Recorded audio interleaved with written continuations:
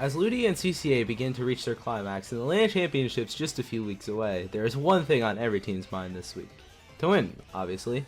With 3 LANs, including a qualifier for the LAN Championships, 2 stacked top-level events, one of the last Area Cups before Area Cup Crown, and much more going on, everyone is ready for what feels like the end of a season of competitive Splatoon 3 in a bid to get their last win. Hey y'all, I'm Ezio. Let's break it down in the Weekly Ink. With no SOS or Prison Break this week, Dapple once again fills in the calendar with their weekly paddling pool and their weekend event, Squid Junction. Starting with paddling pool, this week wasn't particularly crazy. Of the 25 teams who showed up to this EU Classic, Bird was the clear champion throughout the entire bracket, sweeping winners and comfortably taking home the crown.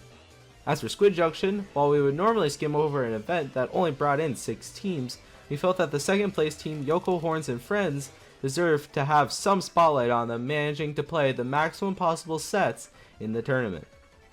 The team lost 0-3 in round 1, where they played all the way through losers to make it to grands, then beat Close One 3-2 to get a bracket reset, where they kind of proceeded to lose 3-0. But you know, it's the effort that counts. Close One is a pickup we've been seeing around these parts quite a bit recently, so well played to Yoko and Friends for managing to take the set on them. And congrats for yet another win for Close One. Moving on from the Dapple Power Hour, we were treated to 2 top-level events this weekend, Barnacle Bash 5 and Fry Basket 17. As you'd expect, tons of strong teams and players were excited to jump in and take advantage of the opportunity to get some practice, with multiple players making runs in both events. Fry Basket saw quite the turnout for its 1-year anniversary event, with lots of your usual top-level contenders trying to win that oh-so-valuable cash prize. For the second week in a row, Moonlight had yet another ridiculous losers run, being sent down in round 3 and making a 5-set run to grand finals. There, they faced down Hey Julie, a pickup of .Q, Sam, Jared, and Kyo. The set was close, going back and forth all the way to game 5, but unfortunately for Moonlight, the run wasn't enough to get their win, falling just short and shy, and giving the crown to Julie. Well played to both, and thanks to Fry Basket for running a full year of incredible top-level events. Can't wait to see what you guys got next. As for Barnacle Bash, while the event was smaller in terms of player count, the teams who did make it were no slouches. Kyo managed to win this event as well, along with other members of Gray's birthday squad, playing some close sets against Roman Bishop, consisting of the members of the Kyo pickup that won Fry Basket. Ironic. The teams played a couple close sets, with Roman taking winners finals 3-0, and Grays getting their revenge with 3-1s in grands and the bracket reset to secure their win. Can we get a happy birthday, Gray, in the comments for the win? And while you're down there, you should subscribe. It helps out quite a bit. For our final online event of the week, we of course have to talk about Area Cup 31. As you'd expect, the best Japan had to offer came out to fight for their win, and there were quite a few interesting results. Second place team was running a double Gal and Dreadringer comp, using their weapons' combo potential in tandem with Pencil to farm kills and keep opponents at bay. The game plan worked well, but wasn't strong enough to take on Shamai, consisting of some of the best players in the world.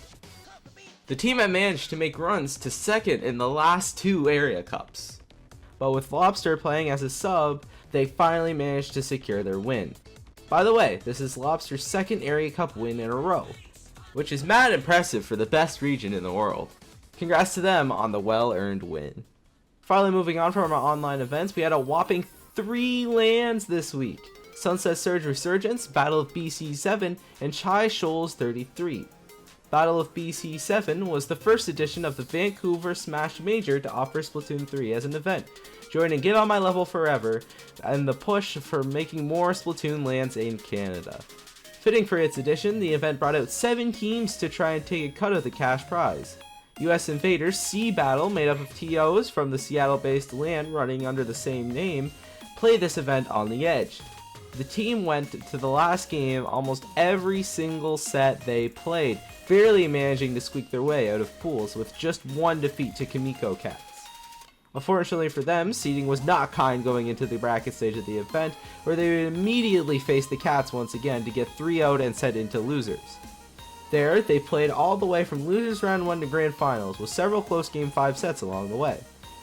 Their reward for making such a great climb? Well, of course, it was taking on the Cats a third time, who successfully secured their third 3-0 on the team of the event, taking home the gold. The Cats did not drop a single game of Splatoon the entire event. Well played to them, and special thanks to the production team for getting Splatoon in this event. We hope to see you again next year. With all the other Splatoon chaos this weekend, Shy Shoals was a little bit more relaxed this time around. Just 4 teams came to this Chicago local, with the event going to Latent C, made of Peta, Elhot, Joey, and Kez.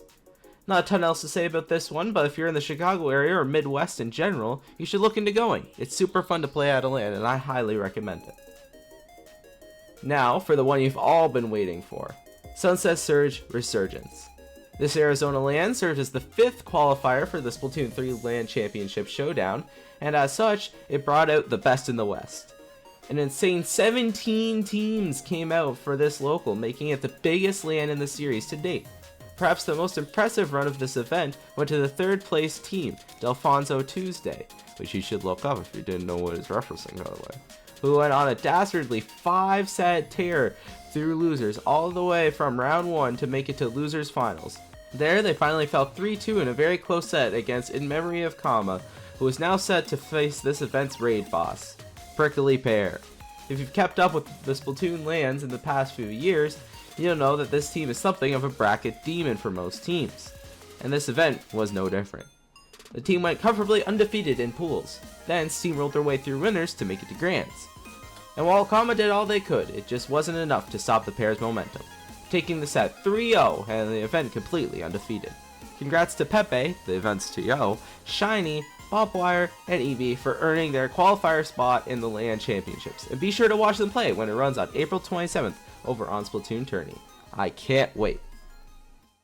Wrapping up our week, we of course have to talk about the Splatoon leagues. For this week, we are going to skip over CCA with playoffs starting up. We will do a full in-depth dive next week as a large portion of that episode.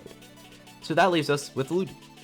This week fully cemented Black Lotus's elimination from playoffs, with Moonlight getting a clean 5-0 victory over the Seed 1 team to guarantee their spot in playoffs. Floaters also comfortably won their set with a 5-0, and Freak P got another surprise upset with a 5-1 over Facade. This leaves Freak P in a very interesting position, as despite currently being 2-2, there's still a way for them to make playoffs, but only if they're lucky. Next week, Floaters play against Black Lotus, and they also have yet to play their set against Moonlight. If somehow Floaters manage to lose both of those sets, anywhere close to 0-5, and Freak P beats Poyo next week with a decent record, there's a chance they could barely squeak their way into playoffs. The odds are slim, but don't count them out just yet, there is still a chance.